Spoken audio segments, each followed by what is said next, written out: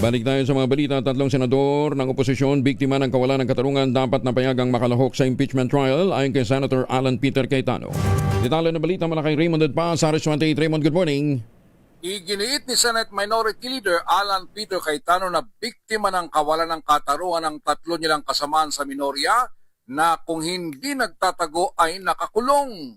Ito ay sina Senador Ronald Bato de la Rosa na nagtatago at sina Senador Jingo Estrada at Rodante Marcoleta na nakakulong dahil sa kasong plunder.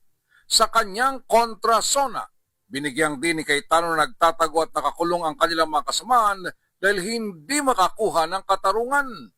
Hiling ng senador ay bigyan sila ng pagkakataon na makiisa sa impeachment trial laban kay Vice President Sara Duterte. Ang kaso ng tatlo nilang kasama na isa lamang sa napakarami umanong problema ng bansa, gaya ng kahirapan, pagkabansot ng mga batang mag-aral at lumulobong utang ng Pilipinas. Narito si Senate Minority Leader Alan Peter Cayetano.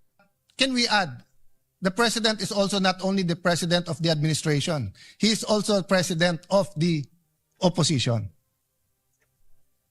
And respectfully, I believe that Senator Bato is fleeing unjustly because he cannot get justice. I believe Senator Jingoy and Senator Marcoleta are political prisoners, and that if it wasn't weaponized, they will be able to at least go out on bail.